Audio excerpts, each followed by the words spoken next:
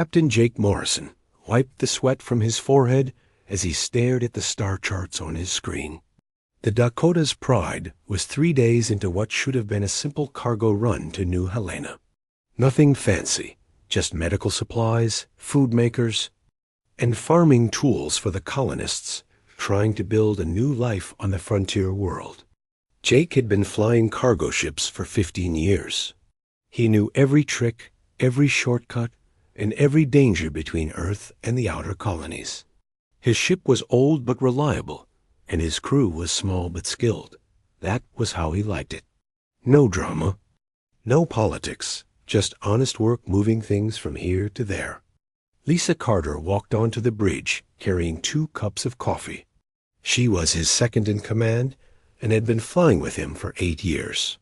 She knew him well enough to bring coffee without being asked. "We are on schedule," Lisa said, handing him the hot cup. "Bobby says the engines are running smooth." Amy picked up some chatter from a mining station about pirates in the area, but nothing close to our route. Jake nodded and took a sip. The coffee was terrible, but it was hot and had enough caffeine to keep him alert. "What about our cargo? Everything secure?" "All locked down tight, though I still don't understand why that one container needs so much protection. The manifest just says archaeological samples from some moon dig. How dangerous can old rocks be?" Jake shrugged. He had learned not to ask too many questions about cargo. As long as it was legal and paid well, he would haul it. The container in question was sealed with military-grade locks and came with special handling instructions. Someone wanted those old artifacts moved quietly and safely. Bobby Chun climbed up from the engine room, his coveralls stained with grease. He was young but smart and could fix anything that broke on the ship. "Captain, I am getting some weird readings from that sealed container. It is not doing anything bad, but the energy patterns are strange." "Strange how?" Lisa asked. Bobby scratched his head. "Like it is responding to something. The readings change when we change course or speed. Almost like it is alive, but that is crazy, right?" Jake frowned. In his experience, cargo that acted strange usually meant trouble. But they were already 2/3 of the way to New Helena. Turning back now would cost him money he could not afford to lose. Amy Rodriguez called from the communications station. "Captain, I am picking up some signals ahead of us. Multiple contacts, moving fast in our direction." Jake set down his coffee and moved to look at her screen. Amy was good with the radio and knew how to read the signs. If she was worried, he should be too. "How many contacts?" he asked. 6 ships, maybe 7. They are too far away to get a clear reading, but they are definitely heading this way. And Captain, these are not human ships." The bridge went quiet. Everyone knew about the aliens. The Zephyrians had shown up about 20 years ago, claiming territory and making demands. There was a peace treaty, but it was the kind of peace that could break at any moment. Steve Palmer poked his head out of the medical bay. He was the ship's doctor and the oldest member of the crew. "Did someone say aliens? Please tell me they are the friendly kind." "There is no friendly kind," Katie Brooks said as she came onto the bridge. She was the youngest crew member and the best pilot Jake had ever seen. She was also the most worried about aliens. Her brother had been on a colony ship that disappeared near Zephyring. Jake looked at the approaching contacts on the screen. 7 alien ships heading straight for 1 human cargo vessel. The math was simple and not in their favor. "Lisa, check our weapons. Bobby, give me everything the engines can handle. Amy, try to contact them. Maybe they just want to talk." Lisa laughed without humor. "Jake, our weapons are 2 old laser cannons that might scratch their paint. These are Zephyrian warships." Bobby was already running back to the engine room. "I can give you full power, but this old ship was not built for running fights." Amy tried several radio frequencies before getting a response. The voice that came through the speakers was cold and harsh, speaking accented human words. Human vessel, you will stop your engines and prepare to be boarded. Resistance will result in your destruction. Jake keyed the radio. This is Captain Morrison of the cargo ship Dakota's Pride. We are on a peaceful mission carrying supplies to New Helena Colony. We request safe passage through this area. The alien voice laughed. Humans always request. You do not make demands. You do not give orders. You surrender or you die. These are your choices. Katie was studying the tactical display. Captain, they have us surrounded. 6 warships in attack formation. We cannot outrun them, and we cannot outfight them. Jake stared at the screen showing the alien ships closing in. His cargo ship was alone, outnumbered and outgunned.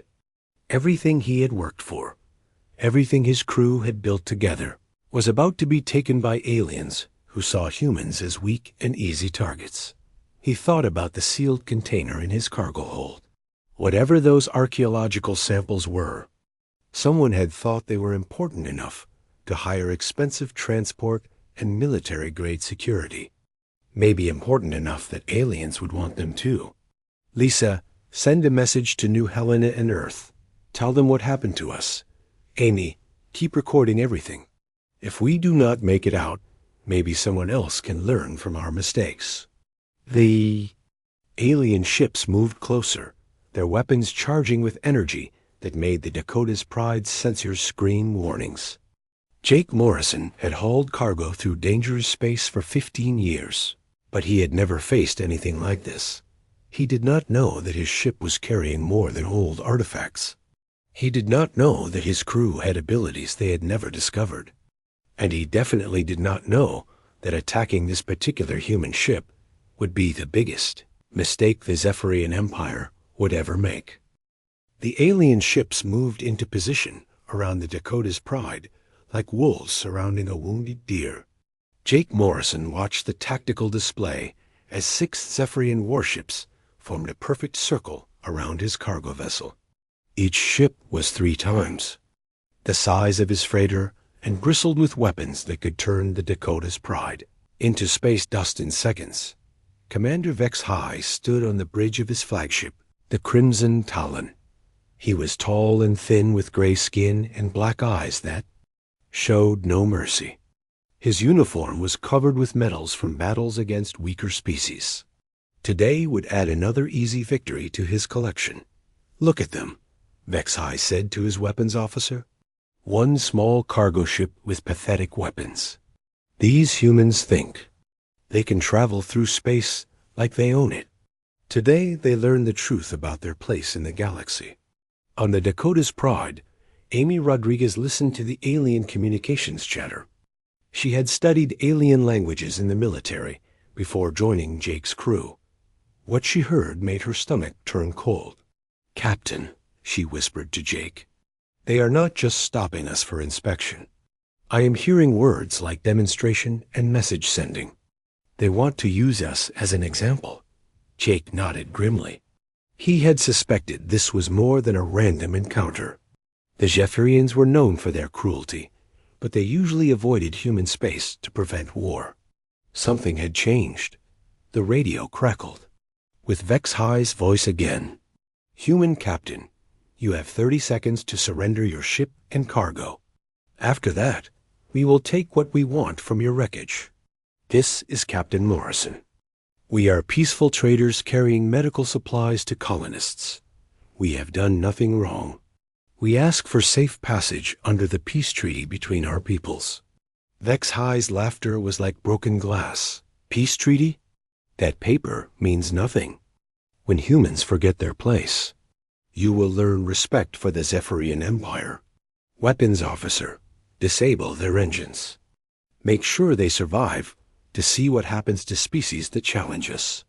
Lisa Carter checked the weapons console one more time, knowing it was hopeless. Jake, even if we fight back, our lasers cannot penetrate their shields. We are sitting ducks. The first energy blast hit the Dakota's Pride's engine section with surgical precision. The ship shuddered and the lights flickered as the main drive went offline. Emergency power kicked in, but they were now drifting helplessly in space. Direct.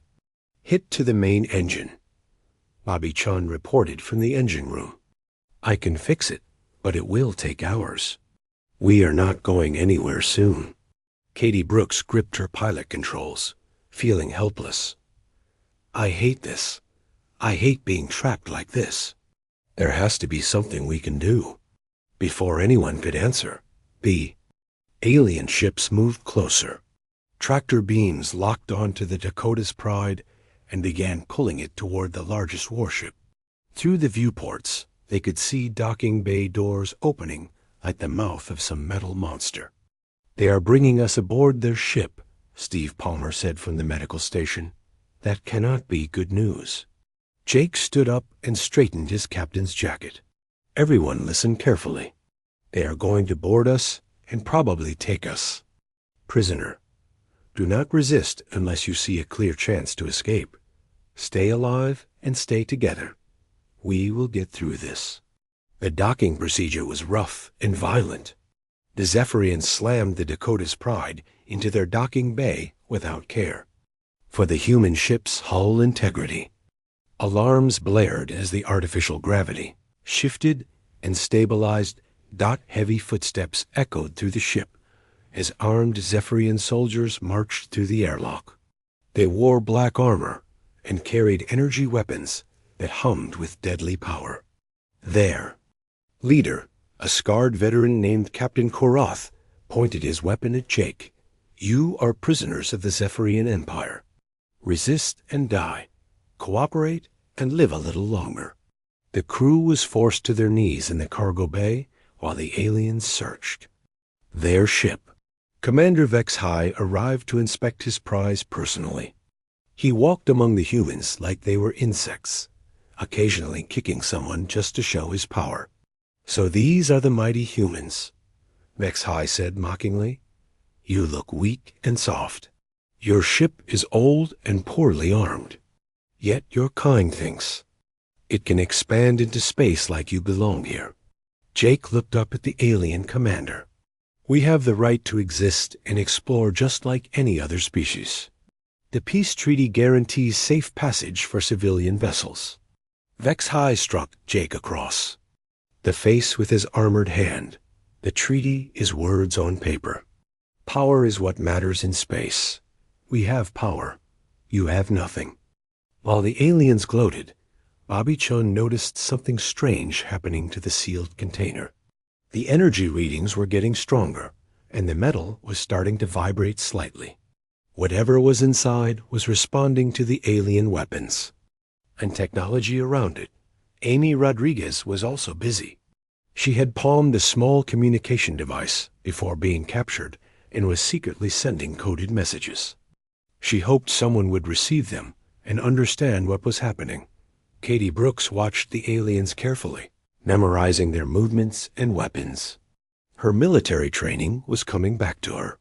She began to notice things that might be useful. Later. Commander Vex High opened the sealed container despite Jake's protests.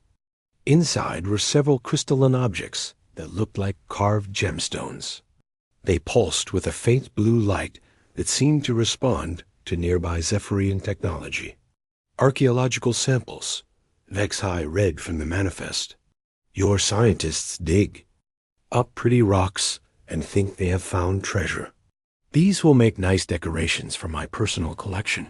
He had no idea that those crystalline objects were scanning his ship's systems, learning about Zephyrian technology, and beginning to wake up after sleeping for thousands of years. He did not know that human DNA was the key that unlocked their true purpose.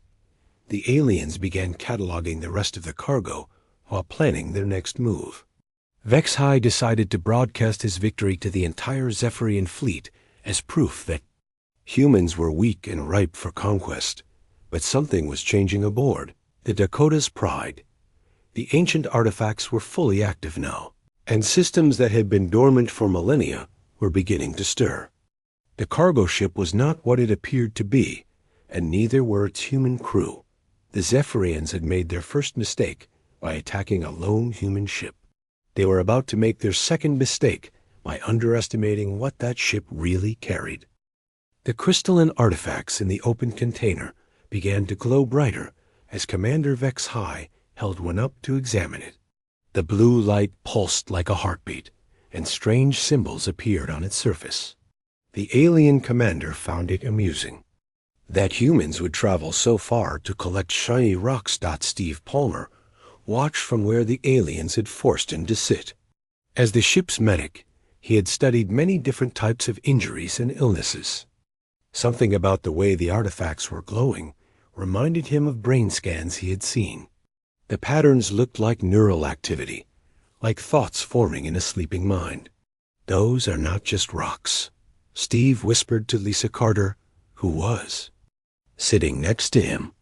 "I think they are some kind of computer or memory device, and I think they are waking up." Lisa looked more closely at the artifacts.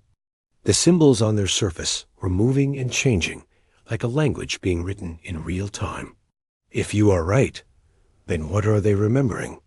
Bobby Chun had noticed something else while the aliens were distracted. The Dakota's pride was changing. Systems that had never been active before were coming online. Power readings were climbing beyond anything the ship should be capable of producing. The hull was making small adjustments, revealing hidden panels and interfaces that had not been there an hour ago. "Captain," Bobby said quietly to Jake Morrison, "our ship is doing things it was never designed to do. The computer is accessing databases I have never seen before. It is like the whole vessel is remembering how to be something else." Jake felt a strange tingling in his head, like someone was trying to talk to him from very far away. Images flashed through his mind. He saw vast fleets of ships that looked like the Dakota's pride, but bigger and more advanced. He saw humans fighting wars among the stars thousands of years ago. He saw Earth as the center of a galactic empire that stretched across hundreds of worlds. Amy Rodriguez was having similar experiences. Her communication skills were expanding beyond anything she had learned in training. She could suddenly understand alien languages she had never heard before. The coded messages she was sending were becoming more complex and reaching farther than should be possible with her equipment. "I am picking up responses to my signals," Amy whispered to the others. "Not just from human colonies. There are other stations answering, stations that are not on any star chart I know. They are using codes that I somehow understand but have never learned." Katie Brooks found that her pilot instincts were sharper than ever before. She could sense the movement of every ship in the area without looking at displays. She knew exactly how fast each Zephyrian vessel was moving, what their weapon positions were, and where their weak points might be. The knowledge was flowing into her mind like water filling an empty cup. Commander Vex High was busy making his victory broadcast to the Zephyrian fleet when his science officer approached him with concern. "Commander, we are detecting unusual energy patterns from the human ship. The readings do not match their known technology levels. Something is happening that we do not understand." Vex High waved off the concern. "Humans have no advanced technology. Their ships are primitive, and their weapons are toys. Whatever you are detecting must be equipment failure on our part." But the science officer was not convinced. "Sir, the energy signature is unlike anything in our databases. It is almost like the human ship is transforming into something else entirely." On the Dakota's pride, the artifacts were now glowing so brightly that they lit up the entire cargo bay. The symbols on their surface had formed complex patterns that hurt to look at directly. Steve Palmer realized that the patterns were not random decoration. They were star maps showing the locations of worlds that humans had once controlled. "Look at this," Steve said to the others. "These maps show human colonies on planets we have never heard of. Either these artifacts are very old, or humans once controlled much more space than we do now." Lisa Carter felt knowledge flooding into her mind like someone was downloading files directly into her brain. She understood now that the Dakota's pride was not just a cargo ship. It was a sleeper vessel, designed to look ordinary until the right conditions triggered its awakening. The artifacts were not cargo. They were activation keys. "We are not just cargo haulers," Lisa said with growing amazement. "We are the descendants of warriors. Our ancestors ruled the galaxy before they went to sleep and waited for the right time to wake up again." Bobby Chun was interfacing directly with the ship's computer now, though he did not understand how. His hands moved over controls that had not existed before, and systems responded to his thoughts rather than his commands. The Dakota's pride was revealing weapons and defenses that made Zephyrian technology look like stone tools. "Captain, I can see everything now," Bobby said with wonder in his voice.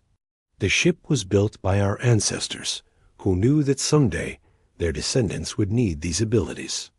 They hid the truth until humans were ready to reclaim their heritage. Jake. Morrison felt the change completing inside himself. The strange tingling in his head had become a clear voice speaking ancient human knowledge. He understood now why the Zephyrians had been so confident about attacking a single human ship.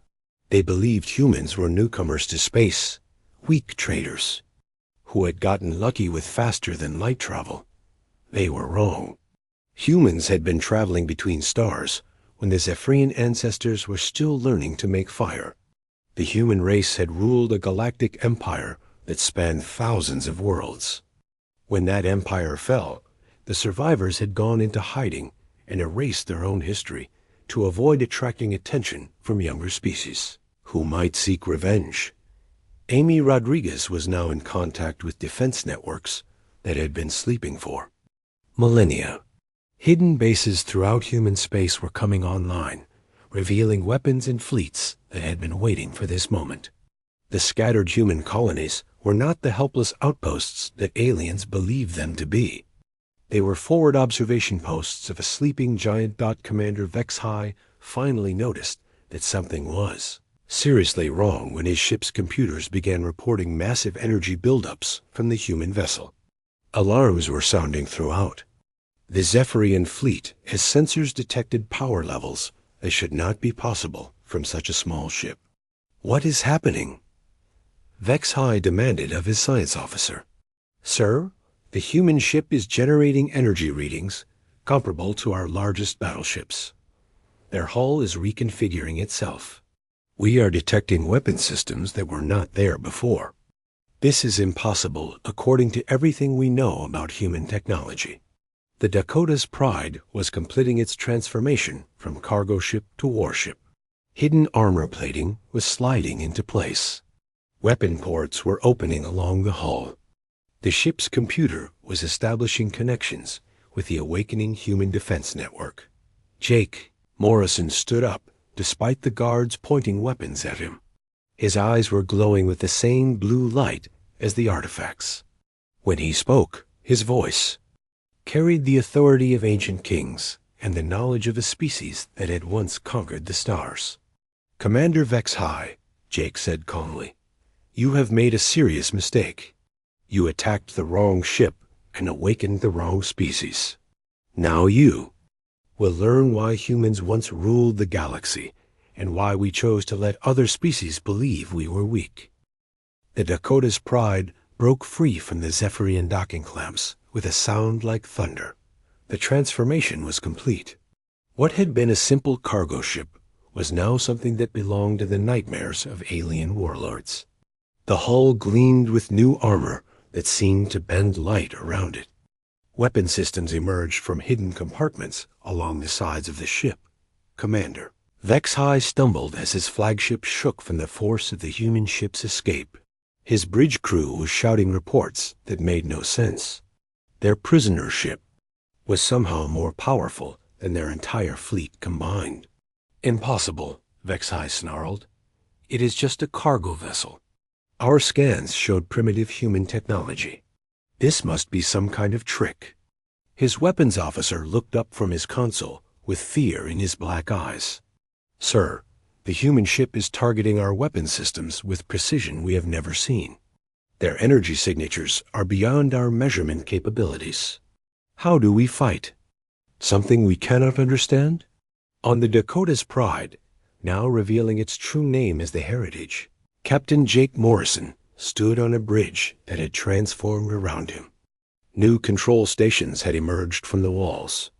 Displays showed tactical information in ways that made perfect sense to his awakened mind.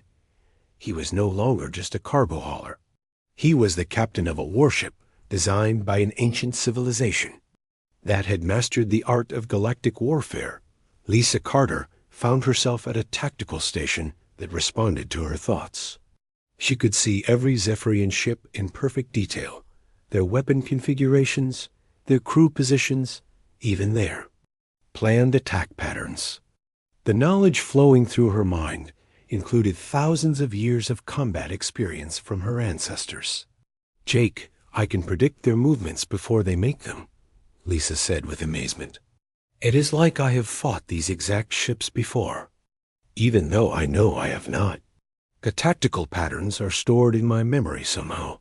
Bobby Chun was no longer just the ship's engineer. He had become something like a wizard of technology. The Heritage's systems responded to his will rather than his commands. He could repair damage instantly, reroute power through systems that had not existed moments before, and operate weapons that worked on principles beyond current human science. "Captain, I am reading the Zephyrian ship designs like they are children's toys," Bobby reported. "I can see exactly how to disable each system without destroying the crews. We can take them apart piece by piece." Katie Brooks sat at a pilot station that made her old controls look like stone tools. The Heritage moved through space like it was dancing rather than flying. She could feel the ship's responses before she gave commands. Every maneuver was perfect, every course correction precise to the smallest detail. "This ship flies like it is alive," Katie said with wonder. "I can sense the enemy movements through the hull itself. They cannot surprise us or outmaneuver us. We are connected to everything happening in this area of space." Amy Rodriguez was no longer just monitoring communications. She was in contact with awakening defense networks across dozens of star systems. Hidden bases were coming online everywhere, revealing that human space was far larger and better defended than any alien species had imagined. "Jake, the response signals are incredible," Amy reported. "There are defense platforms around every major colony, hidden fleets near all the trade routes, and weapon systems built into asteroids and moons. The entire frontier has been one giant trap waiting for someone to threaten us," Steve Palmer discovered. And his medical knowledge now included detailed information about alien biology. He could identify weaknesses in Zephyrian physiology that their own doctors did not know about. His skills had expanded to include biological warfare techniques that could target specific alien species without harming humans.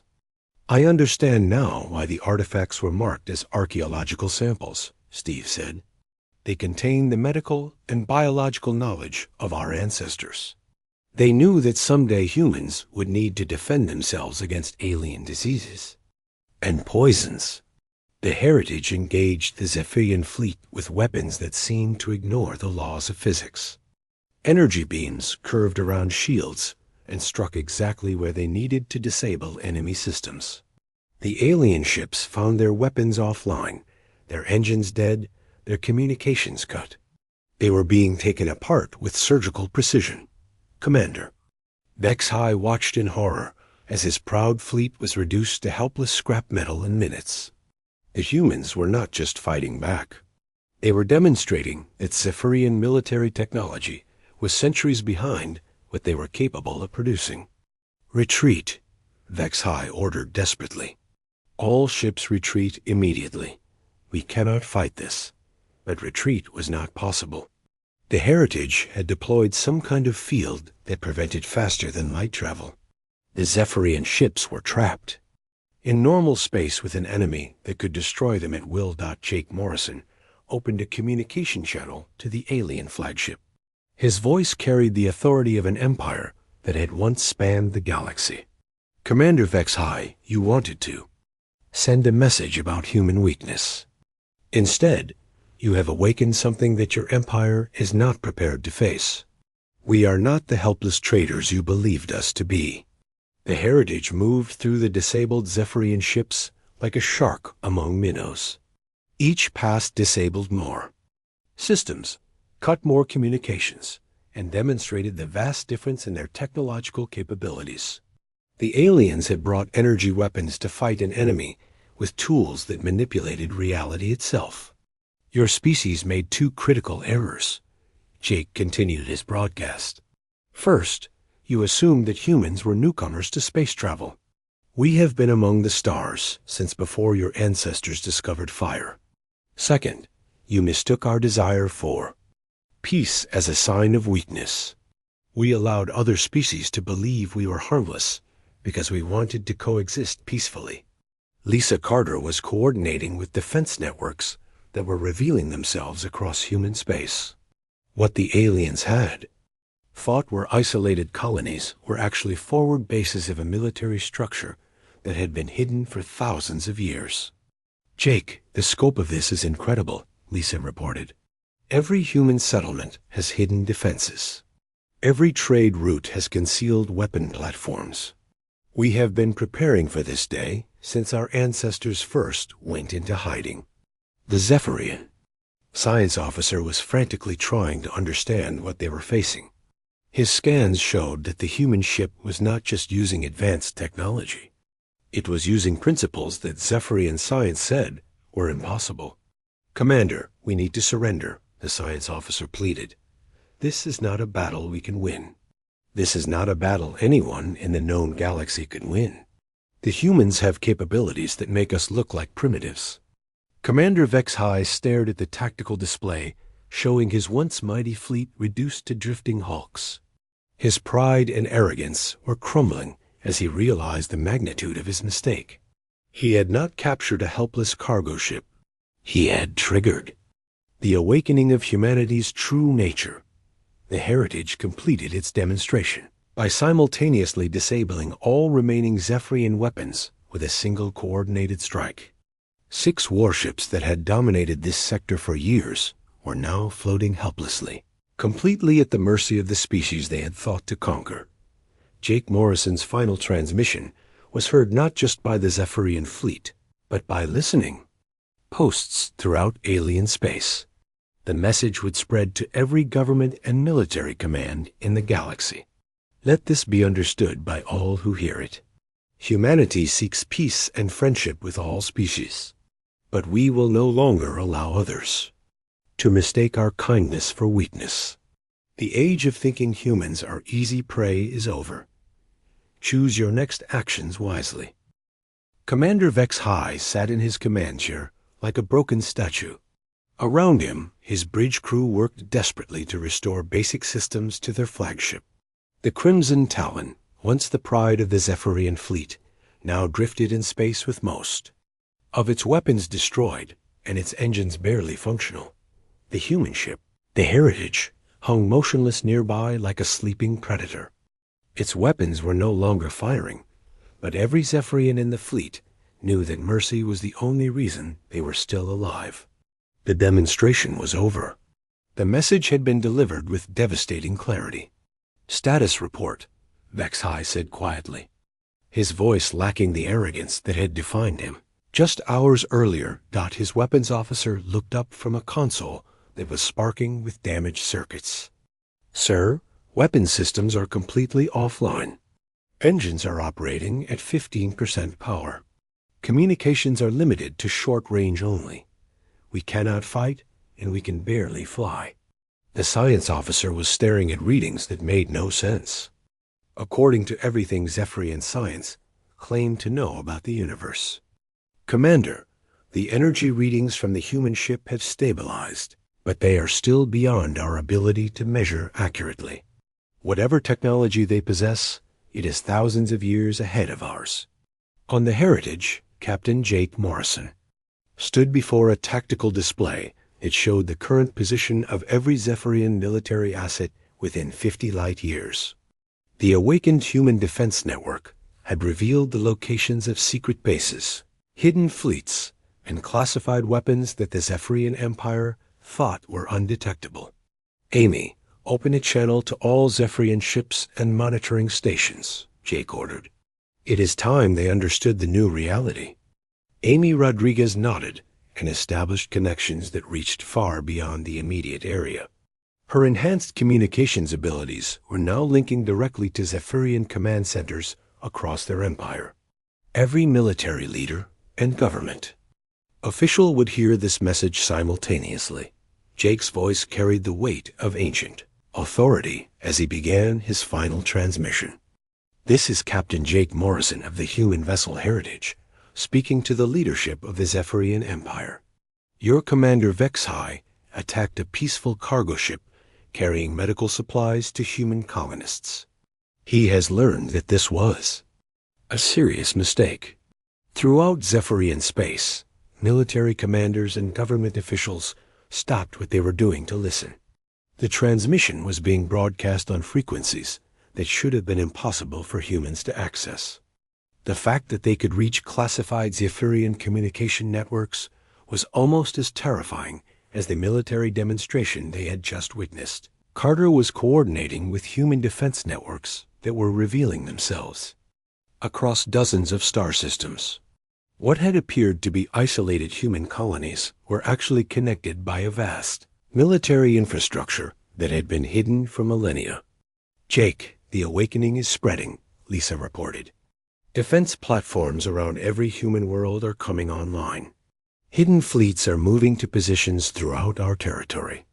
The entire galaxy is about to learn how much space humanity actually controls. Jake continued his message to the Zephyrian Empire.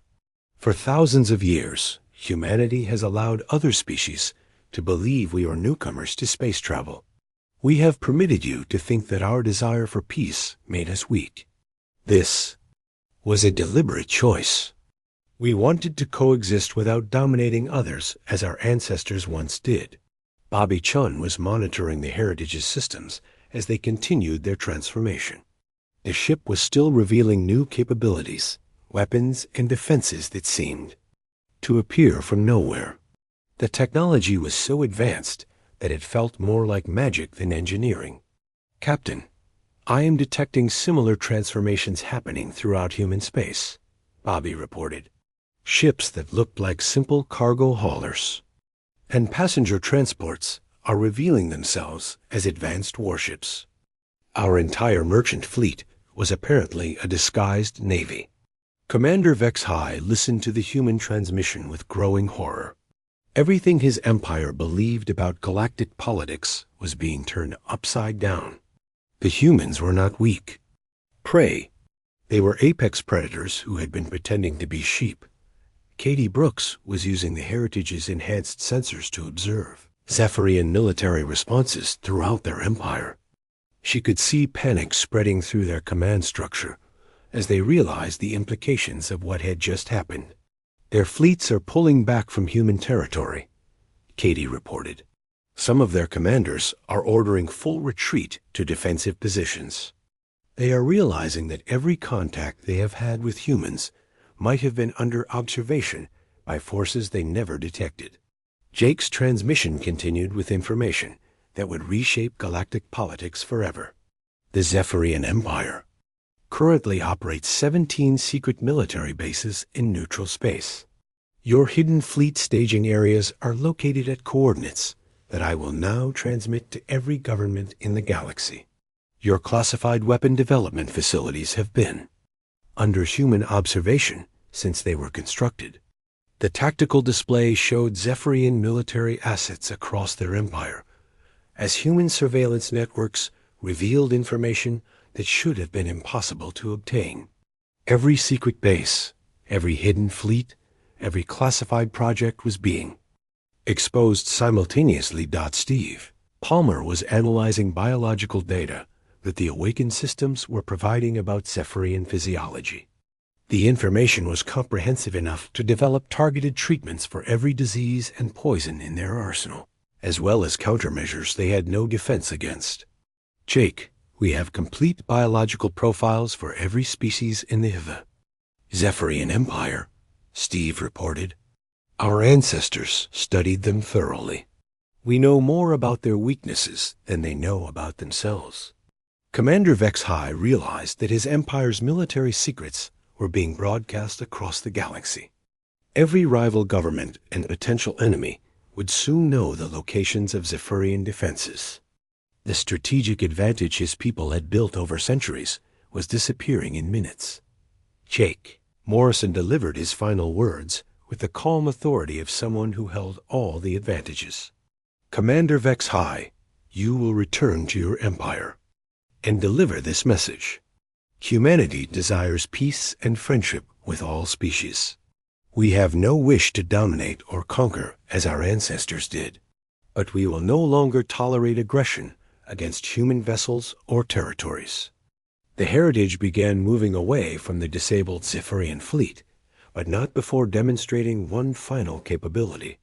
The ship simply vanished from normal space and reappeared instantly several thousand kilometers away. The technology that made this possible was beyond anything the Zephyrians had ever imagined.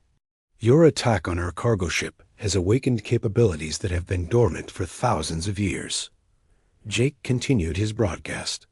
Every human world now knows its true heritage. Every human ship now has access to technologies you cannot counter. The balance of power in this galaxy has changed permanently. Amy Rodriguez closed the communication channel and turned to Jake with a smile. Message delivered, Captain. And I am receiving confirmation signals from awakened human installations throughout the galaxy.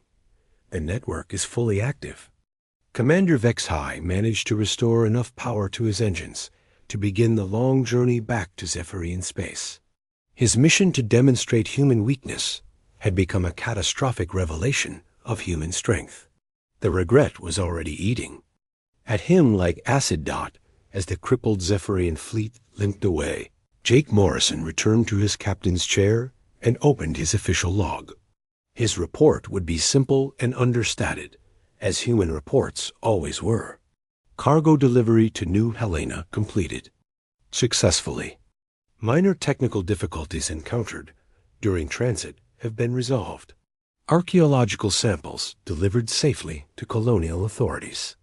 Recommend increased security protocols for future shipments of historical artifacts. Lisa Carter laughed as she filed the transmission. Minor technical difficulties. I think that might be the understatement of the century. Katie Brooks was already plotting a course for New Helena when Amy picked up a priority transmission from Earth Command. Captain, we are receiving new orders. It seems that other alien governments want to renegotiate their treaties with humanity. Diplomatic missions are being requested throughout human space. Jake nodded as he watched the stars ahead. The age of humanity hiding its true nature was over. The galaxy would never again mistake human kindness for human weakness. And any species foolish enough to test human resolve would discover, as the Zephyrians had, that regret hits faster than they could ever imagine. The Heritage continued toward New Helena, looking once again like a simple cargo ship carrying supplies to colonists. But appearances could be deceiving, as the galaxy was about to learn. Humanity had awakened, and the universe would never be the same.